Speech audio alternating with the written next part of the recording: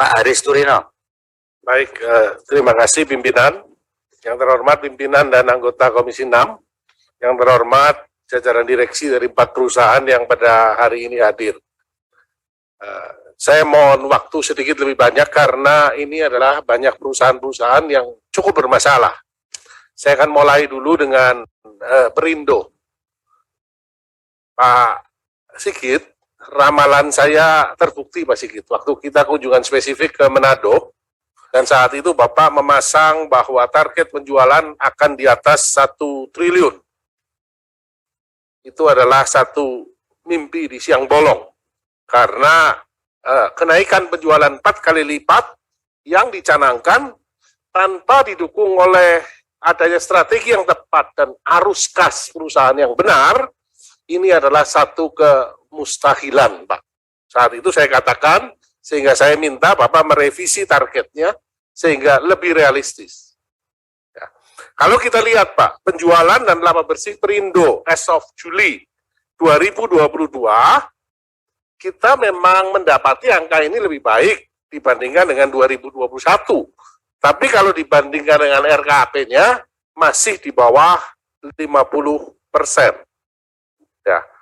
Dan Bapak mencatat di sana EBITDA yang positif 9 miliar.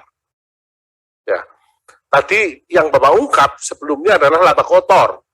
Tapi kalau kita lihat, laba kotor sama sekali tidak berarti apa-apa.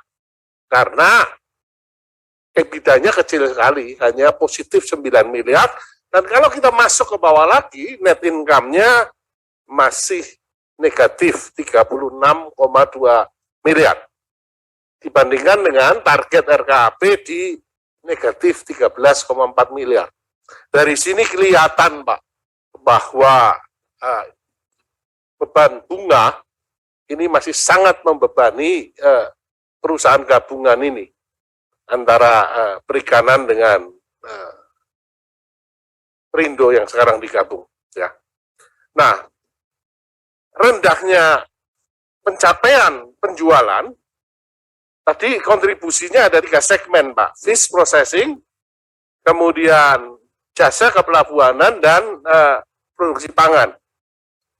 Mungkin bisa dielaborasi lebih lanjut, apa sebenarnya masalahnya sih, sehingga penjualannya tidak bisa naik seperti yang Bapak pernah paparkan kepada kami di Manado. Apakah merger ini memang benar-benar penggabungan 2 perusahaan sakit digabung menjadi satu? Atau apa persoalannya? Kalau kita cermati dari utangnya, Pak, kewajiban jangka pendek Bapak mendekati 600 miliar. Jangka panjangnya 435 miliar. Kalau kita total itu 1 triliun itu, Pak. Ekuitas Bapak hanya 244 miliar, 244 juta, dan aset lancarnya hanya 300 miliar. Nah, bagaimana perusahaan ini bisa bertahan hidup dengan kondisi keuangan yang seperti ini? Bagaimana Bapak punya strategi untuk memperluas usahanya dengan kondisi keuangan yang sedemikian miris? Ya. Ini akan menjadi catatan, Pak. Sehingga mohon dielaborasi. Ini mengenai Perindo. Kemudian mengenai Berdikari. Berdikari ini kondisi keuangannya relatif bagus, Pak.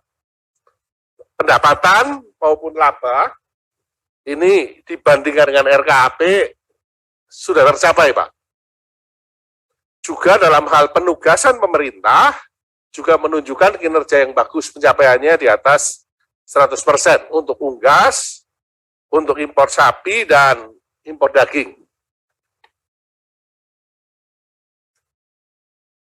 Tapi kalau kita lihat, rasio utangnya juga tinggi, Pak.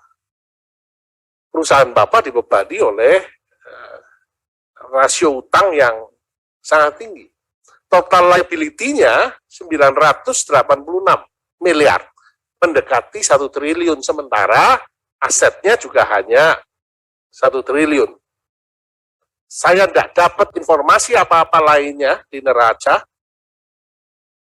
Yang saya ingin tahu bagaimana Bapak mengatasi masalah utang ini. Tapi yang paling membuat saya miris adalah pernyataan Bapak tadi, bahwa di bisnis perunggasan dan di Ruminasia, kita kalah jauh dibandingkan dengan swasta. Di perunggasan misalkan, swasta yang sudah mulai dari tahun 70-an, itu jauh lebih berpengalaman.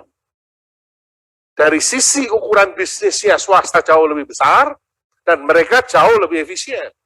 Demikian pula di Ruminasia. Kalau pernyataan ini muncul, maka di benak saya, selaku anggota Komisi 6, saya mempertanyakan, apa urgensinya berdikari dipertahankan? Kalau kalah jauh dibandingkan dengan swasta, kenapa tidak diserahkan saja pada mekanisme pasar dengan menghilangkan berdikari? Toh size-nya masih sangat kecil dibandingkan dengan swasta. Mengenai Barata, ini juga bermasalah. Barata, penjualannya turun drastis, Pak. Dari 2 triliun, 2,1 triliun di 2018, sekarang target Bapak hanya di 885 miliar. Ya, jadi turun sepertiganya. Perusahaan tambah lama tambah kecil. Ya, kalau kita lihat year to date Juli 2022, ya, penjualan Bapak 304 miliar. Dengan ada 189 kontrak baru, EBITDA-nya masih minus 40 miliar. Kalau kita lihat outlook 2022, katanya Bapak tadi memasang prognosa bisa mencapai 885 miliar. Berarti Bapak mengharapkan tambahan sesudah Juli, berarti Agustus sampai Desember, sebanyak 581 miliar dari 971 kontrak baru. Dan harapannya Bapak dapat EBITDA positif di 61 miliar. Nah, yang menjadi pertanyaan adalah peningkatan kinerja di akhir tahun ini Bapak pasang target sedemikian besar. Sejauh mana kontrak-kontrak baru tersebut adalah kontrak yang sudah aman, secure di tangan? Atau masih pada tahap-tahap negosiasi? Kalau masih pada tahap negosiasi, maka sudah jelas ini tidak akan tercapai. Ini yang pertama, Pak. Kemudian mengenai gagal bayar, homologasi sudah tercapai, saya rasa mengamankan ini, Pak. Ya, Bapak fokus pada ini adalah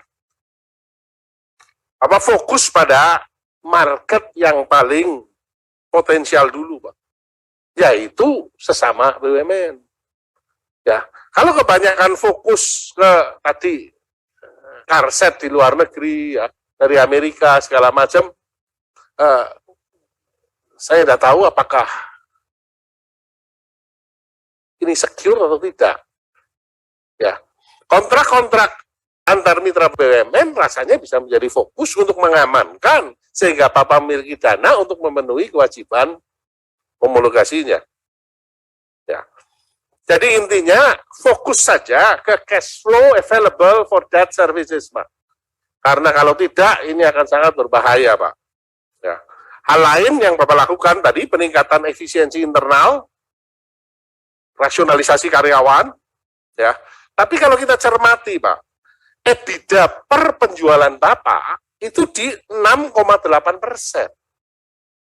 Nah, kalau targetnya seperti ini, dengan memperhitungkan depresiasi dan adanya interest, maka sudah pasti, Pak, bottom line-nya, net income-nya pasti negatif. Nah, strateginya seperti apa untuk mengatasi masalah ini? Sementara EBITDA per penjualannya memang kecil sekali. Apa persoalannya? Apakah Barata tidak mampu bersaing? Bagaimana sih sebenarnya posisi Barata dibandingkan dengan pemain-pemain yang lain? Ya, apakah terpaksa menjual dengan harga yang lebih murah supaya mendapatkan kontrak, ini sama sekali tidak muncul di presentasi. Sehingga keyakinan saya, Bapak tadi mencapai 800 sekian miliar, kecil Pak. Ini harus dipaparkan secara lebih jelas. Dan terakhir, PT Garam. Year to date-nya, PT Garam membukukan 209 miliar sampai Juli. Labanya positif 6 miliar. Di bawah RKAP ya Pak ya. RKAP Bapak adalah 10,2 miliar. Walaupun ini ya lebih tinggi dibandingkan dengan tahun lalu yang negatif. Ya, efisiensi saya amati dari laporan keuangan juga sudah cukup membaik, mampu ditekan ke 51 miliar dari 58 miliar. Nah, yang menjadi pertanyaan saya adalah ketika kondisi membaik seperti ini, kenapa target penjualan Bapak malah tidak berani agresif? 2022 proyeksinya 329. Sekarang sudah tercapai 209. Kalau kita ekstrapolasi sederhana saja, seharusnya Bapak berani memasang target di 360 miliar. Sehingga kelihatan bahwa oke, agresif sehingga muncul spirit ke dalam Pak. Ya. Nah, di slide 10 dan 11, Bapak menyinggung adanya pembangunan pabrik baru, selain juga pengembangan kapasitas pabrik yang lama. Sebenarnya pabrik lama saat ini utilisasinya berapa persen, Pak? Sejauh mana urgensi yang dibutuhkan untuk membangun pabrik baru?